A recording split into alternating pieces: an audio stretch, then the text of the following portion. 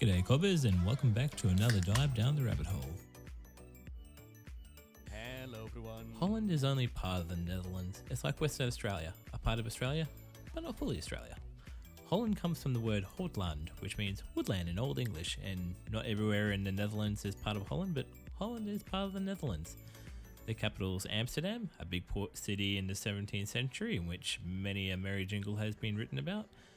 And Amsterdam has more canals than Venice, and it gets its names from the Amsterdam, which is a dam on the river Amstel.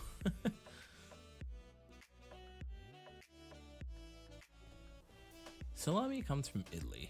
The name comes from the plural of the Italian word salame, with the root word of sale, which is apparently salt. Salami as we know it was first mentioned in an official document in 1436 when a mercenary leader, Niccolo Piccinino, asked for 20 pigs to make salami, according to SmithsonianMag.com. Ingredients in salami can range from garlic, minced fats, salt, spices, usually white pepper, vinegar, wine, and horse, and sometimes donkey, but usually beef.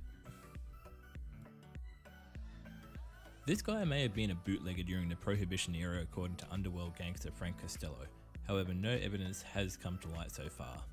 So was this a smear from Frank Costello to tarnish and besmirch the good wholesome Kennedy name? Who knows? But what is known is that Joe was the son of a politician, that Joe went to Harvard University and married Rose Fitzgerald, the daughter of a politician. This guy, Boston Mayor John F. Honey Fitzgerald. John Fitzgerald? So you can see there is a political slant in his family. Joe pursued a career in business and investing, and in his mid to late 20s he made a large fortune as a stock market and commodity investor. He reinvested into real estate and a wide range of business industries. He did not build a significant business from scratch, but his timing as both a buyer and seller was usually excellent, as always seems to be the case when you're around politicians. Nothing to see here, please. Before the stock market crashed, he supposedly said that he knew it was time to get out of the market when he received stock tips from a shoeshine boy. Also, Joe was the father of a couple of kids who got shot in public, and speculation is he also fathered Jimmy Carter. It all makes sense. Curry, or Kori, or Kari, or Kario, has its first existence dating back to 2600 BCE in a little place called Mohenjo-daro. Here, mortar and pestle were used to pound spices, including mustard, fennel, cumin, and tamarind pods. Curry started going back to the old world after the 1500s when the Portuguese first captured Goa in India.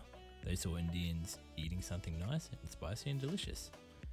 Curry became popularized, especially in England, when the British lumped all sauce-based dishes that had a bit of spice under the name of curry, and first served in coffee house. Hey, can you pass a spicy tomato sauce, Gary? You mean the ketchup curry? What? And today curry is everywhere because it's so freaking good and tasty and spicy.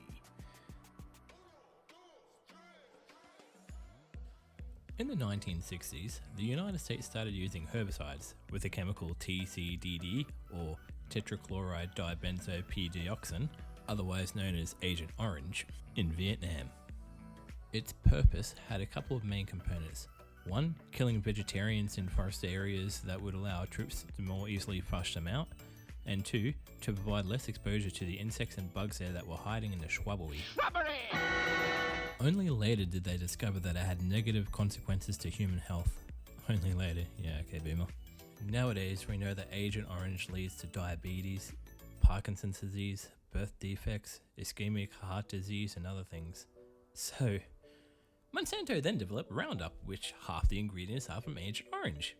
But the FDA has deemed it safe. You know, the same FDA that has former Monsanto people on the board. And on that note, cheerio and obrigado, my dudes.